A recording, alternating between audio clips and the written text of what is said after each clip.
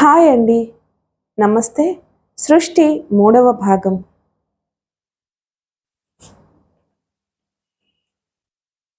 రైలుకి accident అయ్యింది. పడిపోతుంది. అందరూ కిందకి దూకేయాలి. ఎవరో పెద్దగా అరుస్తున్నారు. తపస్విని గుండె గుభేల్మంది. ఆమె పడుతుందేమో అని కూడా ఆలోచించకుండా తోసుకుంటూ ఒకళ్ళిద్దరు ముందుకు పరిగెత్తారు. ఎవరి ప్రాణం వారికి తీపి. ఆమె తలుపు దగ్గరకు వెళ్ళేటప్పటికి జారుతూ వాలిపోతున్న భోగి మరింతగా వాలిపోకుండా ఆగిపోయింది. వంగి కిందకి చూసింది. ఆ భోగి పక్కకు వాలి ఉండడంతో ట్రాక్ మీద చాలా ఎత్తులో ఉంది. చుట్టూ పొలాలు, దూరాన కొండలు, కాస్తంత దూరంలో నీళ్లు అంతగా లేని కాలువ, దానిమీద వంతెన. తన భోగి అయితే వంతెన దాటి చాలా దూరం వచ్చింది గాని దాని వెనుక ఉన్న 2 భోగీలు పూర్తిగా వాలిపోయి ఉన్నాయి. ఆమె గుండె భయంతో దడదళ్లాడుతుంది. ఆ దృశ్యాల్ని చూస్తూ అలాగే బిగుసుకు నిలబడిపోయింది 5 నిమిషాల పాటు. దూకండి మేడం, పర్వాలేదు, ఇంకేం కాదులేండి. మీ సామాన్లేమైనా ఉంటే తెచ్చి ముందు ఇవ్వండి, కింద పెడతాను అన్నాడు ఎవరో యువకుడు ఆమె ఇబ్బంది పడుతూ ఉండడం చూసి. పక్కకు వాలి ఉన్న పెట్టెలో జాగ్రత్తగా బెత్తలు పట్టుకుంటూ వెనక్కి వెళ్ళి తన పెట్టెను సంచిని తీసుకుంది. దుప్పటిని భుజాన వేసుకుంది. తలుపు దగ్గరకు వచ్చి పెట్టెను సంచిని అతనికి అందించింది. తలుపు రాడ్లను వెనక్కి తిరిగి పట్టుకుని వణుకుతూ చివరి మెట్టు మీదకు దిగి అక్కడి నుంచి దూకేసింది. అతడు చెయ్యి ఇస్తున్నా అందుకోకుండా కిందకు దిగి వెనక్కి చూస్తే అంతకుముందు తను కూర్చున్న F7 భోగి పైకి లేచి కనబడింది. వడివడిగా S7 దగ్గరకు పరిగెత్తింది. అందులో ఉన్న సాధువు ఏమయ్యాడో, తన పక్క బెత్త మీద ఉన్న తల్లి చిన్నపాప ఏమయ్యారో అని ఆదుర్దా పడుతూ దాని దాపుకి వస్తూనే గుర్తించింది. సాధువు కిటికీ ఓచలకు తలా నుంచి బయటికి చూస్తున్నాడు. అతడి ముక్కుల్లో నుంచి తెరుచుకుని ఉన్న నోట్లో నుంచి రక్తం కారుతుంది. లోపల నుంచి మూలుగులు, ఏడుపులు, రక్షించండి రక్షించండి అంటూ అరుపులు వినపడుతూనే ఉన్నాయి. తపస్విని సాధువునే చూస్తుంది. అతని కంటి వెంట కారుతున్న నీటిని, అతడి దీనమైన చూపుల్ని చూస్తుంది. వీపు మీద అతన్ని కదలనీయకుండా బరువుపడి ఉండడంతో మరణవేదన పడుతున్న అతడి ముఖాన్ని చూస్తుంది. అతన్ని చూస్తుంటే ఆమెకు ఏడుపొచ్చింది. మరణం ఇంత భయంకరంగా ఉంటుందా? తన పక్కబెత్తు స్త్రీ ఎక్కడుందో, ఆమె పాప ఎక్కడ పడుందో, వాళ్ల గతేమిటో. ఆమె గట్టిగా కళ్ళు మూసుకుంది, భయంకరమైన ఊహల్ని తట్టుకోలేనట్లుగా. రాజేంద్ర ఇలాగే మరణించాడు. తగిలిన దెబ్బలు ఎంత బాధ కలిగిస్తాయో తనకి తెలుసు. ఏమిటి బ్రతుకులు? ఒక్కసారిగా ఇంతమంది చచ్చిపోవడమేనా? దేవుడు ఎవరికి రక్షణ ఇవ్వలేడా? తపస్విని కంటి వెంట నీరు కారుతూ ఉండగా తన ముందుగా వెళుతున్న ఒక అతనితో, చూడండి, ఆ సాధువు ఎలా మనవంకి దీనంగా చూస్తున్నాడో, అతన్ని రక్షించలేరా? ఆ భోగిలోనే నాకు తెలిసిన ఓ స్త్రీ, ఆమె పాప ఉన్నారు అంది దుఃఖాన్ని దిగమింగుకుంటూ. అతడు జాలిగా చూశాడు ఆమె వంక. సాధువు చనిపోయాడండి. కనురెప్పలు మూద్దామన్నా అంతెత్తు ఎక్కలేకపోతున్నాం. ఇక మీరు చెప్పే ఆమె పాప సంగతి గ్యాస్ కట్టర్తో తలుపులు తెరిచి చూస్తే గాని చెప్పడం కష్టం. 8 తపస్విని తన గదిలో నుంచి బయటకు రాకపోవడంతో తల్లి తలుపు తీసుకువెళ్లి లోపలికి చూస్తూ కూతురు కనబడలేదు. బాత్రూంలో ఉన్నదేమో అనుకున్న దాని తలుపు కొద్దిగా తెరిచే ఉంది. వడివడిగా బయటకొస్తుంటే టీపాయ్ మీద తపస్విని రాసిపెట్టిన కాగితం కనపడింది. అనుమానిస్తూనే దాన్ని చేతిలోకి తీసుకుని మడత విప్పి కళ్ళు చికిలించి అందులోని అక్షరాలను చదువుతూ నవనాడులు ఎవరో పట్టుకుని మెలితిప్పినట్లుగా వణికిపోయింది. చదవడం పూర్తవుతూ ఉండగానే గొల్లుమంటూ పెద్దగా అరిచింది. ఏమండి, త్వరగా రండి! హడావిడిగా లోపలికి పరిగెత్తుకుంటూ వచ్చిన భర్త చేతిలో ఆ కాగితాన్ని పెడుతూనే తలకొట్టుకుంటూ ఏడుస్తూ కింద కూలబడిపోయింది. విష్ణుమూర్తికి అంతా అయోమయమైపోయింది ఆ ఉత్తరం చదువుతుంటే. దెబ్బ మీద దెబ్బ. అసలే అల్లుడిపోయాడని ఏడుస్తుంటే ఇప్పుడు కూతురు కూడా ఇంట్లో నుంచి వెళ్ళిపోవడం. నిస్తేజంగా కుర్చీలో కూలబడి రెప్పలార్పడం కూడా మర్చిపోయి శూన్యంలోకి చూస్తున్నట్లుగా కూర్చుండిపోయాడు. శ్రీలక్ష్మి ఏడుపు ఎక్కువై అతడిని ఇహలోకంలోకి లాగింది. ఉలిక్కిపడ్డట్టుగా నలువైపులా చూశాడు. ఇప్పుడు ఏం చేయాలో తెలియనట్లుగా శ్రీనివాసరావుకి ఫోన్ చేశాడు. బావా, నువ్వు వెంటనే రావాలి అంటూ. ఏమైంది? సమాధానం చెప్పకుండానే ఫోన్ పెట్టేసి ఢిల్లీకి ఫోన్ చేశాడు కొడుక్కి ఆ విషయం చెప్పేటందుకు. ఏమిటి నాన్నా? తపస్విని వెళ్ళిపోయిందా? తన గదిలో ఒక కాగితం రాసి పడేసి నూతిలో నుంచి వచ్చినట్లుగా ఉన్నాయి ఆ మాటలు. తనకి మరలా వివాహం చేసుకోవడం ఇష్టం లేదట. దానికి ఇష్టం లేకుండా ఎవరు చేస్తారు? సుఖపడుతుందని సలహా ఇచ్చాం. కాదంటే దాని కర్మ. అందుకని ఇంట్లో నుంచి వెళ్ళిపోవాలా? కాస్తంత విసుగ్గా అన్నాడు. వెంటనే కిరణ్ని మధుని పంపి రైల్వే స్టేషన్లలోనూ బస్టాండ్లలోనూ వెతికించు. పొద్దునే వెళితే ఇంకా హైదరాబాద్ వదిలిపెట్టి వెళ్ళుండదు. ముందు దాని స్నేహితురాళ్ల ఇళ్లకు వెళ్ళిందేమో ఫోన్ చేసి కనుక్కోండి.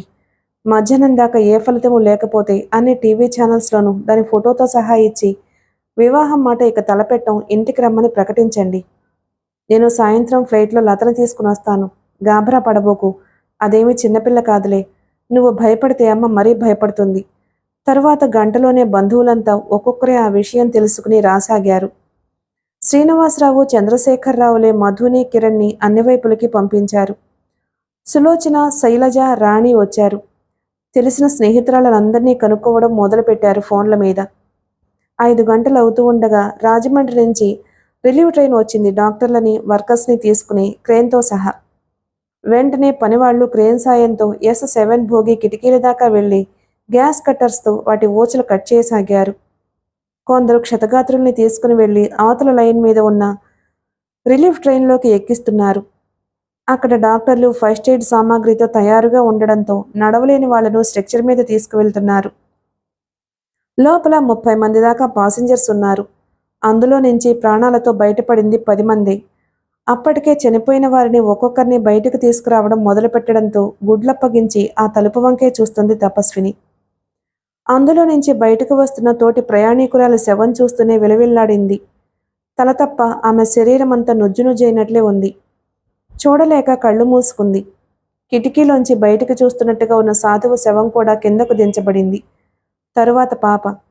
ఎక్కడా దెబ్బలు కనబడకపోయినా నవ్వుతున్నట్లే నోరు తెరుచుకున్న పాప శరీరాన్ని చూస్తూ దుఃఖాన్ని నిగ్రహించుకోలేక వలవలా ఏడవసాగింది తపస్విని. ఎవరో అంటున్నారు. పాపం, పాపదల్లే ఉంది. 2 చిలకల బొమ్మ పక్కనే పడుంది. చటుక్కున తలెత్తింది. అది పాప కోసం తనుకొన్నదే. ఒకతను ఆ బొమ్మను తీసుకొచ్చి పాప శవం పక్కగా పెట్టాడు. ఆ పాప పక్కనే కూలబడింది రోదిస్తూ తపస్విని. రాత్రి 7 గంటలయింది. సెల్ మోగుతుంటే విష్ణుమూర్తి ఆత్రంగా చేతిలోకి తీసుకుని దానిమీద డిస్ప్లే అయిన నెంబరు చూశాడు. కొత్త నెంబరు. టీవీలో ప్రకటన చూసి తపస్విని గురించి సమాచారం ఏమైనా ఇస్తున్నారేమో అన్న ఉత్కంఠతతో దాన్ని ఆన్ చేశాడు. విష్ణుమూర్తిని మాట్లాడుతున్నాను. ఎవరూ మాట్లాడుతున్నది? హడావిడిగా అడిగాడు. నమస్కారం అండి. విజయవాడ నుంచి మాట్లాడుతున్నాను. రైల్వే టీసీని. ఇప్పుడే టీవీలో మీరిచ్చిన యాడ్ చూశాను. మీ అమ్మాయి ఈరోజు ఉదయాన గౌహతి ఎక్స్ప్రెస్లో కోల్కతా వెళ్ళింది. రియల్లీ?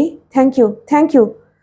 సముద్రంలో మునుగుతున్న వాళ్ళకి గడ్డిపూచలాంటి ఓ ఆధారం దొరికినట్లుగా ఆనందించాడు విష్ణుమూర్తి. ఒక్కసారిగా హాల్లో కూర్చున్న అందరూ ఉత్కంఠతతో లేచి నిలబడ్డారు. ఆమె జనరల్ కంపార్ట్మెంట్లో సికింద్రాబాద్లో ఎక్కారు. ఏదైనా స్లీపర్ కోచ్లో బెర్త్ ఇప్పించమని నన్ను అడిగితే మా కొలీగుకు చెప్పాను. S7లో ఖాళీగా ఉండడంతో బెర్త్ ఇచ్చాడు. లోగొంతుకతో అన్నాడు. Thank you. కోల్కతా ఆ ట్రైన్ ఎన్నింటికి చేరుతుందో చెప్పగలరా? ఆ టైంకి నేను ఫ్లైట్లో అక్కడికి వెళ్తాను. సార్, నేను చెప్పేది పూర్తిగా వినండి. రాజమండ్రి దాటిన తర్వాత ఆ బండికి యాక్సిడెంట్ అయింది. మీ అమ్మాయి బాగా దెబ్బతిన్న భోగి S7లోనే ఉంది. మీరు వెంటనే అక్కడికి వెళ్ళండి. తనే ఆ అమ్మాయికి S7లో బెర్త్ ఇప్పించాడన్న విషయం అతనికి ఎంతో బాధ కలిగిస్తుంది. My God! టీవీలో మేమిచ్చిన దాని యాడ్తో పాటు ఆ యాక్సిడెంట్ వివరాలు చూపిస్తున్నారు, కానీ మేము మా కంగారులో దాన్ని పట్టించుకోలేదు. అది దాంట్లోనే ఉందని ఊహించలేకపోయాము. ఆయన గొంతు బొంగురుపోతుంది. ఫోన్ పెట్టేసి తల వెనక్కి తిప్పితే అందరి కళ్ళు టీవీ స్క్రీన్ మీద అతుక్కుపోయి ఉన్నాయి. రైలు పడ్డ దృశ్యాల్ని అన్ని ఛానల్స్ చూపిస్తున్నాయి. ఓ టీవీ ఛానల్ యాంకర్ అక్కడ దృశ్యాల్ని చూస్తూ వివరాలు చెబుతున్నాడు. అందరూ ఊపిరి బిగబట్టుకుని అతని మాటలు వినసాగారు. కెమెరా పదే పదే నుగ్గునుగ్గయి పైకి లేచి ఉన్న S7నే చూపిస్తుంది.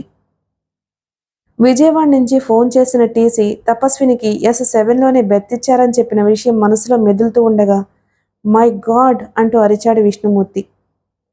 11 గంటలు అవుతూ ఉండగా విశాల్ సెల్కి రంజని ఫోన్ చేసింది. చెప్పు అన్నాడు విసురుగా. మొన్న సికింద్రాబాద్ స్టేషన్ ప్లాట్ఫామ్ మీద నన్ను తెగ తిట్టిపోసావట. అలాంటి నీకు ఇంకా నాతో ఏం పని? నేనా? నిన్నా? అంత అబద్ధాన్ని నీకెవరు చెప్పారు? అంది హడావిడిగా. ఎవరు చెప్పింది నీకు అనవసరం. నువ్వు తిట్టావనేది మాత్రం పచ్చి నిజం. అటు రంజని ఏడవడం మొదలుపెట్టింది. కావాలని మన మధ్య ఎవరో తంపులు పెడుతున్నారు విశాల్. రంజని, నాటకాలాడొద్దు. ఒకసారి పగిలిన అద్దాన్ని ఎవ్వరూ అతికించలేరు నిష్కర్షగా చెప్పేశాడు. నేను చేసింది ఒకే ఒక తప్పు విశాల్. అది మా అమ్మ విషయంలో నేను ముంబై వెళ్ళిపోతున్నాను. వెళ్లే ముందు ఒక్కసారి కలిసి నీలోని నా మీద అపోహలన్నీ తొలగించుకుని సంతోషంగా వెళ్ళిపోవాలని. విశాల్ నవ్వాడు. నిన్ను నమ్మేంత పిచ్చివాణ్ణి అనుకుంటున్నావా నేను? I hate you. అతను ఫోన్ పెట్టేశాడు. ఆమె ఎత్తులన్నీ తెలుసులే అన్నట్లుగా కాళ్ళా వేళ్లాపడి తన పంచన చేరడమే ఇప్పుడు దాని లక్ష్యంలా ఉంది. ఎంత దూరంగా ఉంచగలిగితే అంత మంచిది తనకే. కానీ అతనికి తెలియందల్లా ఆమె అతని నుంచి సృష్టించబోతున్న ప్రళయంలో ఈ ఫోన్ కాల్ రెండవదే కాకుండా ఆమె ఆడుతున్న నాటకానికి ఇదే ఆఖరి అంకమని. కారులో విష్ణుమూర్తి, శ్రీనివాసరావు, మధు, కిరణ్ రాజమండ్రి స్టేషన్ దగ్గరకు వచ్చేటప్పటికి 7 దాటింది. ఇంటి దగ్గర బయలుదేరుతూనే జయంత్కి ఫోన్ చేసి విషయం చెప్పారు. జయంత్ కంగారు పడుతుంటే, నేను, బావ, మధు, కిరణ్ వెళ్తున్నాం. అక్కడికి వెళ్ళి ఫోన్ చేస్తాను అని చెప్పాడు. అక్కడి నుండి యాక్సిడెంట్ జరిగిన స్థలం 15 కిలోమీటర్ల దూరంలో ఉంది. ముందు స్టేషన్కి వెళ్దాం. అక్కడ వివరాలు ఏమైనా దొరుకుతాయేమో చూద్దాం. ఈ పాటికి యాక్సిడెంట్ ప్రదేశమంతా క్లియర్ అయి ఉండొచ్చు అన్నాడు కిరణ్. హైవే నుంచి అది దూరంగా కూడా ఉన్నదట. స్టేషన్లో ప్రమాద వివరాల గురించిన కౌంటర్ ఒకటి తెరిచారు. మేము హైదరాబాద్ నుంచి వస్తున్నాం. మా అమ్మాయి యాక్సిడెంట్ అయిన ట్రైన్లోనే S7లో ప్రయాణం చేసిందని తెలిసింది. ఆమె పరిస్థితి ఏమిటో మీరేమైనా చెప్పగలుగుతారా? విష్ణుమూర్తి అడిగాడు అక్కడున్న వ్యక్తిని. పేరు? తపస్విని. అతడు తన ముందున్న కాగితాలను చూస్తూ, క్షతగాత్రుల్లో గాని మరణించిన వారిలో గాని ఆమె పేరు లేదు. కొందరైతే మేము అరేంజ్ చేసిన బస్సుల్లో వెనక్కి తిరిగి రాజమండ్రి వచ్చేశారు. అయితే అలా వచ్చింది చాలా తక్కువ మంది. ట్రాక్ నుంచి చాలా దూరం నడవాల్సి రావడంతో రాత్రి 8 గంటలప్పుడు అందులోని ప్రయాణికుల్ని తీసుకుని విశాఖ వరకు ఒక స్పెషల్ వెళ్ళింది. అందులో వెళ్ళినా వెళ్ళుండొచ్చు. 1 మినిట్ అంటూనే ఇంకో కాగితం తీసి 3 శవాలు మార్చురీలో ఉన్నాయి. 2 అపస్మారక స్థితిలో ఉన్నారు. వాళ్ళ గురించిన ఏ వివరాలు తెలియడం లేదు. మీరు ప్రభుత్వ ఆసుపత్రికి వెళ్ళి ఒక్కసారి అక్కడ కూడా కన్ఫర్మ్ చేసుకుంటే విశాఖ నిశ్చింతగా వెళ్ళొచ్చు అన్నాడు. విష్ణుమూర్తి గుండె గుబేల్మంది. వాళ్ళు S7లో ప్రయాణికులేనా? ఖచ్చితంగా చెప్పలేను, కానీ చాలామంది మరణించింది, గాయపడింది S7లో పాసింజర్లే. విష్ణుమూర్తితో పాటు అందరూ విచారంగా వెనక్కి తిరిగారు. మరో పావుగంటలోనే ఆసుపత్రికి వెళ్ళి క్యాజువాలిటీలో కనుక్కుంటే అక్కడి డాక్టర్ వాళ్లను ఓ వార్డు బాయ్తో మార్చురీకి పంపాడు. అలా వెళ్తున్న 4 గుండెలు దడదళ్లాడుతున్నాయి. అక్కడ ఎలాంటి దృశ్యాన్ని చూడాలో అన్నట్లుగా. వాసన కొడుతున్న ఆ హాల్లో ఒక్కొక్క శవాన్ని చూస్తున్న వాళ్లకు పెద్ద రిలీఫ్గా తపస్విని కనబడలేదు. తరువాత వార్డుకు వెళ్లారు. అక్కడ తపస్విని లేకపోవడంతో తేలికపడ్డ మనసులతో బయటకొచ్చి కారులో కూర్చున్నారు. అంటే అది విశాఖపట్నం వెళ్ళుండొచ్చు, లేదా వెనక్కొచ్చి రాజమండ్రిలోనే ఏదైనా లాడ్జిలో ఉండుండొచ్చు అన్నాడు విష్ణుమూర్తి. ఓ పని చేద్దాం, కిరణ్ని కోల్కతా పంపిద్దాం. టీసీ ఫోన్లో చెప్పిన ప్రకారం అది అక్కడికే టికెట్ తీసుకుంది కనుక అది అక్కడికే ఏదో ట్రైన్ చూసుకుని వెళ్ళుంటుంది అన్నాడు శ్రీనివాసరావు. నేను అదే అనుకుంటున్నాను. నిన్న ఉదయాన దాని గదంతా వెదికాను. దాని మంచం మీద వివేకానందుడి, రామకృష్ణ పరమహంసవి చాలా పుస్తకాలున్నాయి. ఆ పైన అది క్రెడిట్ కార్డు కూడా వెంట తీసుకువెళ్ళింది. బహుశా అది రామకృష్ణ మఠంలో కొన్నాళ్లుండే ఆలోచనలో ఉండుండొచ్చు. అన్నయ్యను పంపిద్దాం. నేను వెళ్ళి తపస్విని చూసినా నా వెంట తిరిగొస్తుంది అని అనుకోను. నాకు దాన్ని కన్విన్స్ చేసే శక్తి లేదు అన్నాడు తల వంచుకుని కిరణ్. అంతకు కొద్ది రోజుల క్రితం తపస్విని తనను దులిపేసిన విషయాన్ని గుర్తుకు తెచ్చుకుంటూ, నేను వస్తాను పద, అది నా మాట తప్పకుండా వింటుంది, నువ్వు తోడుగా వస్తే చాలు అన్నాడు విష్ణుమూర్తి. మనం అంతా ముందు విశాఖపట్నం కారులో వెళ్దాం.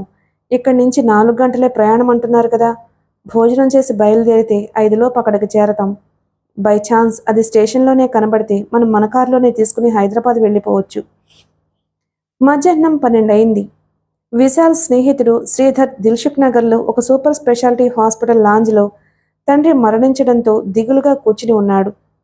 అతని చుట్టూ అతని స్నేహితులంతా ఉన్నారు. ఆసుపత్రిలో చేరుస్తున్నప్పుడే చెప్పాడు ఆయన మొదటి నుంచి చూస్తున్న డాక్టర్. చాలా లేటు చేశారు. ఇప్పుడు కిడ్నీ మారినా ఫలితం ఉంటుంది అని నేను అనుకోను. హార్ట్ కూడా చాలా వీక్గా ఉంది. కార్డియాలజిస్ట్ని సంప్రదిస్తే గానీ ఆపరేషన్ విషయంలో ఏమీ చెప్పలేను. 15 రోజుల క్రితమైనా బాగుండేది. డబ్బు సంతన పడలేదండి. ఆయన ముందు దిగులుగా తల వంచుకు నిలబడ్డాడు శ్రీధర్. ఆ మాట చెబుతున్నప్పుడు అతని కళ్ళ ముందు విశాలే మెదిలాడు. వెధవ, లక్షలకి లక్షలు చండాలపు ఖర్చులకి తగిలేస్తాడు. కానీ తనకు సాయం చేయడానికి ముందుకు రాలేదు. తన చేత ఎన్ని అడ్డమైన పనులు చేయించుకోలేదు. తనేమి ఊరికే ఇవ్వమనలేదుగా, అప్పుగా అడిగాడు. సెల్ రింగ్ అయితే చూశాడు. చేసింది విశాల్. అరే, అర్జెంటుగా నువ్వు మారేట్పల్లి వెళ్ళాలిరా. సృజన తల్లికి బాగాలేదట. ఏదైనా కార్పొరేట్ హాస్పిటల్లో చూపించాలి. మేమిప్పుడు నాగార్జున సాగర్లో ఉన్నాం.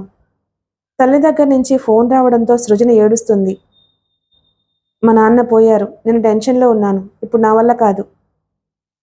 అరే, ఎప్పుడు? ఓ అరగంట అయింది. పోనీ మన వాళ్ళకి ఎవరికైనా ఫోన్ చేసి పంపలేవా అన్నాడు ఆదుర్దాగా. నా వల్ల కాదు. సెల్ ఆఫ్ చేసేశాడు. ఉదయం 7 అయింది. విశాఖలో స్టేషన్ ఎదురుగా ఉన్న హోటల్ గదిలో నుంచి రెస్టారెంట్లోకి వచ్చింది తపస్విని. బ్రేక్ఫాస్ట్ చేసి స్టేషన్కి వెళ్ళి కోల్కతా వెళ్లేందుకు తమకేమైనా ఏర్పాట్లు చేస్తున్నారేమో కనుక్కోవాలనే ఉద్దేశంతో. ఒక టేబుల్ దగ్గర ముగ్గురే అమ్మాయిలు కూర్చుని ఉండడంతో అక్కడికి వెళ్ళి ఖాళీగా ఉన్న కుర్చీలో కూర్చుంది. ఆ ముగ్గురు తమ పక్కనే వచ్చి కూర్చున్న తపస్విని చూశారు. ఆమె అందం వాళ్ల కళ్లను చాలాసేపు రెప్పలార్పనీయలేదు. ఆమె విశాల నేత్రాలు ఎవరినైనా ఇట్టే ఆకర్షిస్తాయి. సప్లైర్ వస్తే ఇడ్లీ తెమ్మని చెప్పింది వాళ్ల వైపు చూడకుండానే. రాత్రి 10 గంటలకి కోల్కతా స్పెషల్ వేశారు కదా, రాజమండ్రి దగ్గర యాక్సిడెంట్ అయిన పాసింజర్స్ కోసం. మనకిక్కడి నుంచి భువనేశ్వర్కి దాంట్లో వెళ్దామంటే 7 గంటలకల్లా వెళ్ళిపోతాం. వెళుతూనే కోల్కతాకు ఏ ట్రైన్కి టికెట్లున్నాయో చూసుకుని నీల ఇంటికి వెళ్దాం. ఆ రాత్రికి కోల్కతా రైలు ఎక్కేయొచ్చు. సాయంత్రం శాంతినికేతన్కి వెళ్ళామంటే 2 రోజులు రెస్ట్ తీసుకుని సోమవారం కాలేజీకి ఫ్రెష్గా తయారవ్వచ్చు. వాళ్ళ మాటలు వింటూనే తపస్విని ఆత్రంగా, రాత్రికి కోల్కతాకు స్పెషల్ వేశారా అండి అంది, తన పెద్ద కళ్ళను మరింత పెద్దవిగా చేసుకుని చూస్తూ ఆ మాటలంటున్న అమ్మాయిని. అవునండి, మీరెక్కడికి వెళ్ళాలి అడిగిందా అమ్మాయి. నేను కోల్కతా వెళ్ళాలండి. యాక్సిడెంట్ అయిన ట్రైన్ నుంచి అందరినీ ఇక్కడికి తీసుకొచ్చారు. నాకు ఏ ట్రైన్లో అకామిడేట్ చేస్తున్నారో కనుక్కుందామని బయలుదేరాను. మీరు చెప్పే స్పెషల్ ట్రైన్ నాకు న్యూసే. మై గాడ్, మీరు అందులో ఉన్నారా? చాలామంది పోయారని చూసాం టీవీలో. యు ఆర్ లక్కీ అన్నమాట. రాత్రి ట్రైన్లో వచ్చిన వాళ్ళను ఉదయం 10 గంటల్లోపు వచ్చి ఏ ట్రైన్లో బెర్తలిచ్చింది చూసుకోమని లోకల్ ఛానల్స్లో చూపిస్తున్నారు. అందులోనే తెలిసింది మాకు రాత్రికి కోల్కతా వరకు స్పెషల్ వేస్తున్నట్లుగా. థ్యాంక్ యూ వెరీ మచ్ అంది, తన ముందు సప్లయర్ పెట్టిన ఇడ్లీ ప్లేట్ దగ్గరకు లాక్కుంటూ. మీకు కోల్కతాలో బంధువులున్నారా? లేరండి. దక్షిణేశ్వరు, బేలూరు, కాళికా అమ్మవారిని చూడాలని వెళ్తున్నాను చిరునవ్వుతో అంది. అవి చూడడానికే అంత దూరం నుంచి వస్తున్నారా? మీతో ఇంకెవరన్నా ఉన్నారా ఆశ్చర్యంగా అడిగింది. నేనొక్కదాన్నే వస్తున్నానండి. వాటనే కాదు, నేనొచ్చిన బోగిలోనే వచ్చి మరణించిన ఓ ప్రయాణికురాలు రవీంద్రనాథ్ ఠాకూర్ సృష్టించిన శాంతినికేతన్ తప్పకుండా చూడమని పదే పదే చెప్పింది. చాలా బాగుంటుందట కదా. ఆమె మాటకి గౌరవం ఇవ్వడానికి నేను బ్రతికున్నానా అనిపిస్తుంది ఈ క్షణాన అంది. చనిపోయిన ఆమె పసిపాప గుర్తుకు రాగా గొంతు తడిసింది దిగులుగా. వాళ్ళు ముగ్గురు తపస్విని మాటలకి మోగవారే అయ్యారు కొద్ది క్షణాల పాటు. ఇంత దూర ప్రయాణం ఒంటరిగా ఎందుకు పెట్టుకున్నారు కుతూహలంగా అడిగింది మరో అమ్మాయి. తపస్విని కొద్ది క్షణాలు మౌనంగా ఉండి, నేను రీసెర్చ్ స్టూడెంట్ నండి. హిమాలయాలకు వెళ్లాలని ప్రయాణం పెట్టుకున్నాను. ఎన్నాళ్ళు పడుతుందో తెలియదు. అంతకాలం నాకు తోడుగా ఎవరొస్తారు? హిమాలయాల్లో దేని మీద రీసెర్చ్ చేయాలని వింతగా తపస్వినినే చూస్తూ అడిగిందా అమ్మాయి. దేని మీదైనా చేయొచ్చు. అక్కడ చాలామంది యతీంద్రులు ఉంటారని విన్నాను. వాళ్ల ద్వారా నాలోని అనుమానాలు నివృత్తి చేసుకోవాలని. బై నా పేరు తపస్విని, మాది హైదరాబాద్ అంటూనే వాళ్లలో ఎలాంటి అపోహలు కలగకుండా తన మాటలకి ఒత్తాసుగా, నేను ఎంఏలో ఫిలాసఫీ చేశాను. చిరునవ్వు నవ్వింది. వెంటనే తపస్విని పక్కనే కూర్చున్న అమ్మాయి, నా పేరు శ్యామసుందరి, మాది కోల్కతా. దాని పేరు నీలమణి. దాని పేరెంట్స్ భువనేశ్వర్లో ఉంటారు అంటూ తన ఎదురుగా కూర్చున్న అమ్మాయిని చూపించింది. ఇక అది కనకదుర్గ, వాళ్ళది గుంటూరు. మేం ముగ్గురం శాంతినికేతన్లో స్టూడెంట్స్మి. 15 రోజులు సెలవులు రావడంతో తిరుపతి ప్రోగ్రాం పెట్టుకున్నాం. బాలాజీని దర్శించుకుని విజయవాడ కనకదుర్గమ్మని చూసి రాత్రి విశాఖపట్నానికి వచ్చాము అంది. ముగ్గురు తన వయసు వాళ్ళలాగే ఉన్నారు. మీకు ఎలాంటి అనుమానాలున్నాయి అని అడిగింది వింతగా చూస్తూ నీలమణి. హిమాలయాల్లోని సాధువులే వాటిని తీర్చగలరనా మీ ఉద్దేశం? చూద్దాం. మధ్యలోనే ఎక్కడైనా వాటికి సమాధానాలు పొందగలిగితే అక్కడి దాకా వెళ్లే అవసరం రాకపోవచ్చు. మీరు శాంతినికేతన్లో ఏం చదువుతున్నారు? విషయాన్ని దారి మళ్లించాలి అన్నట్లుగా అడిగింది. శ్యామసుందరే చెప్పింది. నేను సంగీతం, నీలమణి నృత్యం, కనకదుర్గ పెయింటింగ్ కోర్సులు చేస్తున్నాం. మేం ముగ్గురం 3 రాష్ట్రాలకు చెందిన వాళ్ళమే అయినా అక్కడ హాస్టల్లో ఒకే గదిలో ఉంటూ ఎంతో ఆత్మీయులమయ్యాము అంది మెరుస్తున్న కళ్ళతో తన మిత్రురాళ్ల వంక చూస్తూ. తపస్విని హాయిగా నవ్వింది. నాకు దిగులు తీరింది. శాంతినికేతన్ వచ్చినప్పుడు మీ సాయం తీసుకోవచ్చనమాట. అక్కడ లాడ్జీలున్నాయి కదా, కనీసం 2-3 రోజులైనా ఉండి అన్నీ చూడాలని. తప్పకుండా, లాడ్జ్ అవసరమేముంది, మా రూంలోనే ఉండొచ్చు. మా వార్డెన్ పర్మిషన్ తీసుకుంటాం, శ్యామసుందరి అంది.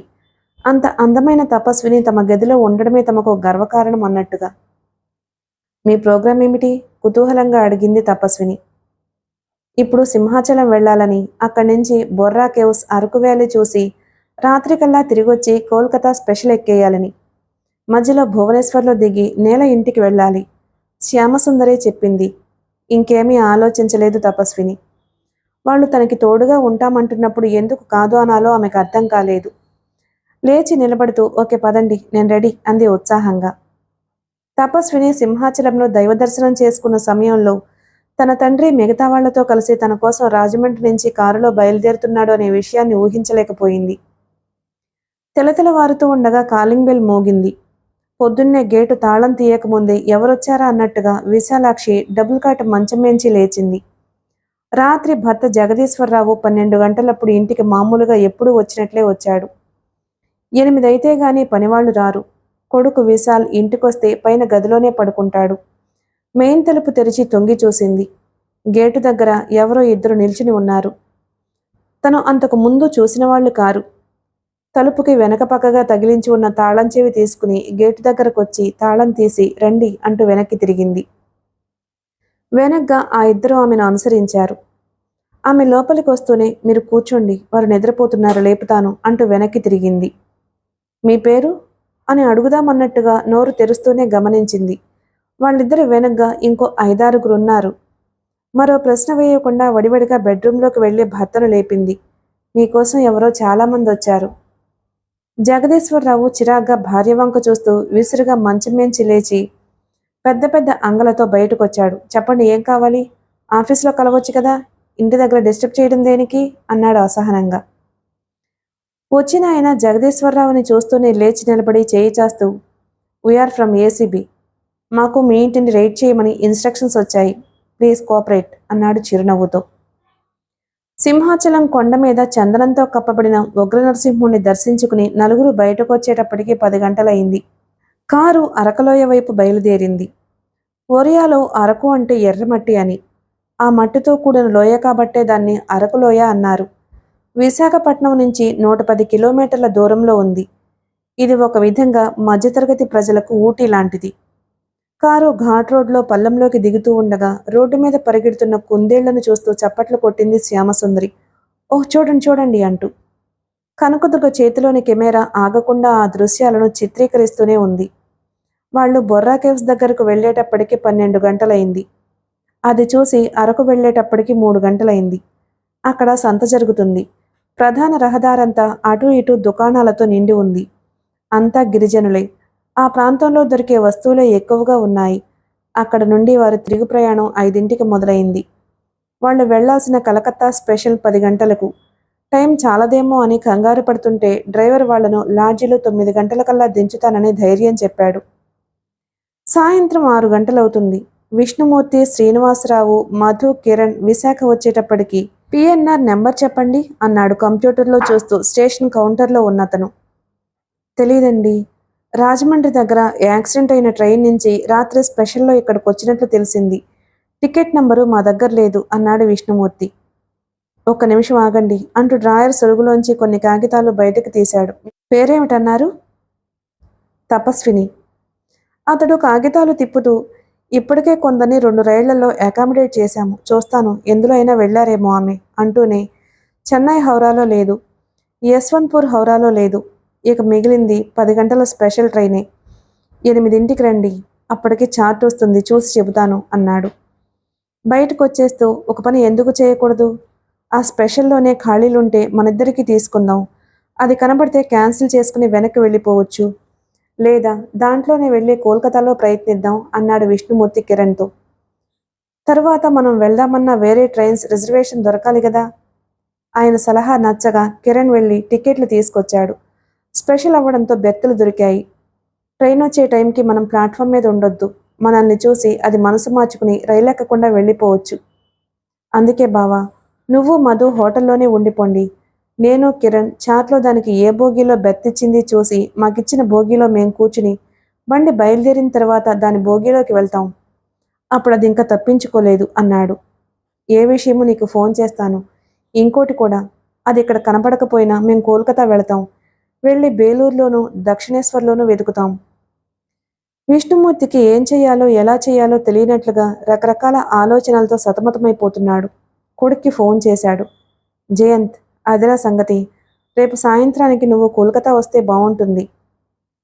ఇంతకు ముందు చాలాసార్లు చూశావు కాబట్టి మనం ఎక్కడికి వెళ్ళాలన్నా తేలిగ్గా వెళ్ళొచ్చు. అలాగే నాన్న, రేపు రాత్రికి కానీ ఎల్లుండి ఉదయానికి కానీ వచ్చి మీకు ఫోన్ చేస్తాను. కలుద్దాం. చీకటి, ఘాట్ రోడ్డు, ఎంత త్వరగా పోవాలని డ్రైవర్ ప్రయత్నించినా సింహాచలం దాటినప్పటి నుంచి ట్రాఫిక్ అడ్డంకులు, సిగ్నల్స్ దగ్గర గ్రీన్ లైట్ కోసం ఆగడం, కారు నడక వేగం బాగా తగ్గిపోయింది. వాళ్ళు విశాఖపట్నం స్టేషన్ ఎదురుగా ఉన్న లాడ్జ్ ముందు కారు దిగేటప్పటికి సరిగ్గా 10 గంటలైంది. ఇంకా లాడ్జిలో బట్టలు సర్దుకుని వెళ్ళి ఆ రైల్ని అందుకోవడం వాళ్ళ వల్ల అయ్యే పని కాదని అర్థమైపోయింది నలుగురికి. లోపలికి వెళ్తూ కనకదుర్గ పెద్దగా నవ్వింది. విశాఖపట్నం వచ్చి కనక మహాలక్ష్మిని చూడకుండా వెళితే ఆమె ఊరుకుంటుందా? ఓకే, రేపొద్దున ఆమెను దర్శించుకుని మనకి వీలుగా ఏ రైలు దొరుకుతుందో చూద్దాం. ఏసీబీ వాళ్ళు ఇంటి మీద రైడ్ చేసి అన్నీ సీజ్ చేసిన తర్వాత 2 రోజులకి మొట్టమొదటిసారిగా విశాల్ ఇంటి నుంచి బయటకొచ్చి శ్రీధర్ దగ్గరకు వెళ్ళాడు. ఇంతవరకు గదిలోనే టీవీ చూస్తూ కాలక్షేపం చేస్తూ ఉండిపోయాడు. తన ఇంట్లో జరిగిందంతా అన్ని ఛానల్స్లోనూ పదే పదే అతడి శరీరంలో రక్తం మరిగిపోయేలా ప్రసారం చేశారు. తన తండ్రిని అరెస్ట్ చేయడం తరువాత బెయిల్ మీద వదలడం కూడా చూపించారు. మిత్రులెవ్వరూ ఫోన్లు చేయడం లేదు. గంటకి ఫోన్ చేసే సృజన కూడా ఫోన్ చేయలేదు. విశాల్ వెళ్ళేటప్పటికి శ్రీధర్ ఇంట్లో లేడు. వరంగల్ వెళ్ళాడట. 2 రోజుల దాకా రాడని చెప్పారు. శశిధర్ ఇంటికి వెళ్ళాడు. శశిధర్ విశాల్ని చూస్తూనే ముఖం చిట్లించాడు. కనీసం లోపలికి కూడా రమ్మనకుండా. ఇప్పుడొచ్చావు సరే, కానీ నువ్వు మన మిత్రుల ఎవ్వరిళ్ళకి కొన్నాళ్ళు వెళ్ళొద్దు. మీ నాన్న అడదిడ్డంగా సంపాదించిందంతా నీ మిత్రుల ఇళ్లలో దాచిపెట్టి ఉంటారని అనుమానిస్తున్నారు.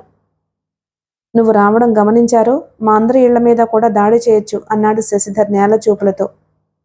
అతడి మాటలకి కోపం గుండె లోతుల్లో నుంచి ఉవ్వెత్తున లేచింది. మిత్రుడి మాటల కంటే తనని తన తండ్రిని శంకరగిరి మాన్యాలు పట్టిస్తానని శ్రీధర్తో రంజని అన్న మాటలే చెవిలో ప్రతిధ్వనించసాగాయి.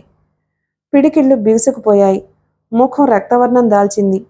మరో మాట మాట్లాడకుండా విసురుగా స్కూటర్ని ముందుకు దూకించాడు. ఉదయం 6 గంటలైంది. ఇంకా హైదరాబాద్ మహానగరాన్ని మంచు తడిపేస్తూనే ఉంది. ఓ వ్యక్తి రంజని ఇంటి ముందు స్కూటర్ ఆపాడు. స్కూటర్ దిగి స్టాండ్ వేసి ఆ ఇంటి వంక ఒకసారి చూశాడు. అతడు ముదురు నీలం రంగు స్వెటర్ వేసుకుని ఉన్నాడు. మొహానికి మంకీ క్యాప్ పెట్టుకున్నాడు. చేతికి గ్లౌజ్ వేసుకున్నాడు. గేటు తీసుకుని లోపలికొచ్చి తలుపు పక్కగా ఉన్న కాలింగ్ బెల్ నొక్కాడు. 2 నిమిషాల తరువాత తలుపు తీసింది రంజని. చెప్పండి అంది, తలుపు మండిగం లోపలే నిలబడి. మెట్టు కిందగా ఉన్న అతడిని కళ్ళు చికిలించి చూస్తూ. మంకీ క్యాప్ ఉండడంతో నిద్ర కళ్ళతో ఉన్న ఆమె గుర్తుపట్టలేకపోతుంది. అతడు క్షణం కూడా ఆలస్యం చేయలేదు. చేతిలో మూత తెరిచి ఉంచిన సీసాలోని ద్రవాన్ని ఆమె ముఖం మీదకు విసిరాడు. అతడు పోసిన ఆ ద్రవానికి ఆమె మొహం అంతా మండిపోతూ ఉండగా కెవ్వున కేకవేస్తూ గడప మీదే కుప్పలా కూలబడిపోయింది రంజని. అతడు పోసింది యాసిడ్. మధ్యాహ్నం 1 గంటకు భువనేశ్వర్కి బెంగళూరు నుంచి ప్రశాంతి ఎక్స్ప్రెస్, చెన్నై నుంచి హౌరా మీలు ఉన్నాయట. వాటిల్లో వెళితే రాత్రి 9 లోపు వెళ్ళిపోతాం. కనుక ఈలోగా కనక మహాలక్ష్మిని చూపిస్తావో కైలాసగిరి చూపిస్తావో నీ ఇష్టం అంది శ్యామసుందరి. మంగళవారం ఉదయాన్నే లేస్తూనే ఆ అమ్మాయి ముగ్గురికి లీడరు. చాలా చొరవగా ముందుకు దూసుకుపోయే తత్వం. లేస్తూనే ఎంక్వైరీకి ఫోన్ చేసి కనుక్కుంది. పగలే కాబట్టి ఎక్కడో అక్కడ కూర్చుని వెళ్ళొచ్చులే అనేది ఆమె ధీమా. అంతేకాదు, రేపు రాత్రికి హౌరా వెళ్లేందుకు భువనేశ్వర్ నుంచి 2 ఎక్స్ప్రెస్లున్నాయి.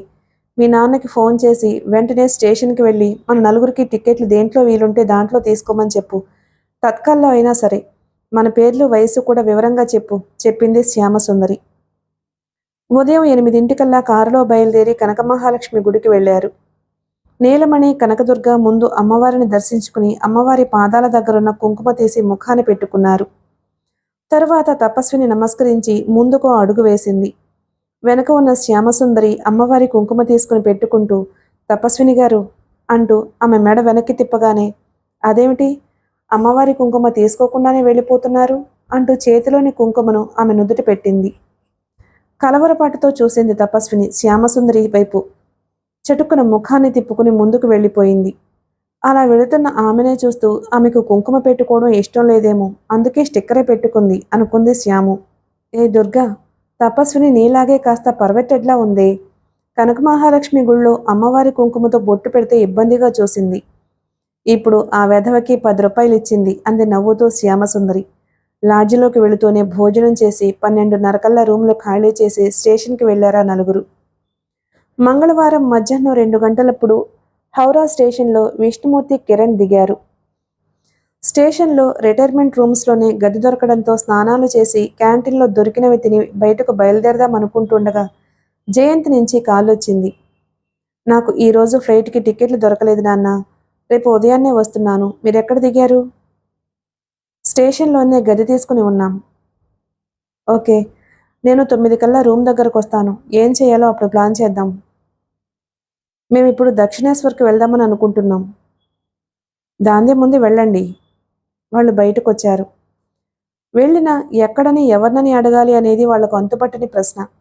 ఖాళీగా ఈ గదిలో కూర్చునేదానికంటే వెళ్ళి చూసొస్తే నష్టం లేదు కదా అనేది మరో ఆలోచన. శుక్రవారం సాయంత్రం 5 గంటల సమయంలో వాళ్ళ నలుగురు సరస్వతి నిలయమైన శాంతినికేతన్ విశ్వవిద్యాలయంలో కాలు పెట్టారు. బుధవారం భువనేశ్వర్లో పగలంతా ఉన్నారు. లింగరాజ్ టెంపుల్కి వెళ్లారు. గుళ్ళో నుంచి బయటకు వస్తుంటే ఓ వ్యక్తి తపస్విని చూస్తూనే, మీకు సంవత్సరం మారేలోగా కళ్యాణ ప్రాప్తి ఉన్నదని స్వామి శంఖం ఊది మరీ చెబుతున్నాడు అన్నాడు ఉత్సాహంగా నవ్వుతూ ఒరియా యాసతో. చూడడానికి పండితుళ్లాగా ఉన్నాడు. చర్రున కోపం వచ్చింది తపస్వినికి. విసురుగా ఓ అడుగు ముందుకు వేసి, నీ వయసెంత అంది.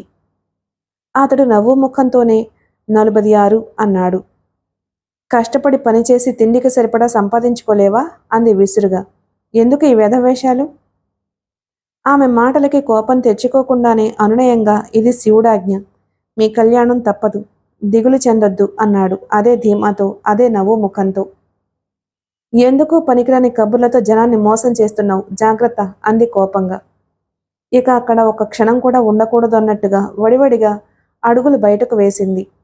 ముగ్గురు ఆమె వంక విచిత్రంగా చూస్తున్నారు. శ్యామసుందరికి చూస్తుంటే ఆమె తీరులో ఏదో ప్రత్యేకత ఉన్నట్టుగా తోచింది. మర్నాడు ఉదయానికి కలకత్తా వచ్చారు. ఆ రోజంతా అక్కడే ఉన్నారు. ఎప్పుడు కలకత్తా వచ్చినా కాళీ దర్శనం చేసుకోవడం శ్యామసుందరికి అలవాటు. 10 కాళీఘాట్కు వెళ్లారు. అనుకోకుండా అక్కడ దక్షిణేశ్వర్లో ఉండే శ్యామసుందరి బంధువు కనబడ్డాడు. అక్కడ ఆయనకు దేవాలయం ఎదురుగా పూజా ద్రవ్యాలు అమ్మే దుకాణం ఉంది. అమ్మవారి దర్శనం చేసుకుని బయటికి వచ్చిన తర్వాత శ్యామసుందరి తపస్విని ఆమె బంధువు బెనర్జీకి పరిచయం చేసింది. రేపు ఆదివారం దక్షిణేశ్వర్ వస్తుంది అమ్మాయి. ఓ వారం 10 రోజులు ఉండొచ్చు. ఆమెకు సాయం చేయాలి. నేనే నీకు ఫోన్ చేద్దాం అనుకుంటున్నాను, నువ్వే కనబడ్డావు. ఏం దిగుల్లేదు, మా ఇంట్లోనే ఉండి మా ఇంట్లోనే భోంచేసి ఎన్ని రోజులైనా అమ్మవారిని దర్శించుకోవచ్చు. రోజు రామకృష్ణ మఠానికి వెళ్ళి రావచ్చు. తప్పకుండా రమ్మనమను అంటూ భరోసా ఇచ్చాడు. శుక్రవారం పెందరాడే భోజనాలు చేసి శాంతినికేతన్కి బయలుదేరారు వాళ్ళు. మిగిలిన కథ తర్వాయి భాగంలో విందాం. Please like and subscribe my channel. Thank you.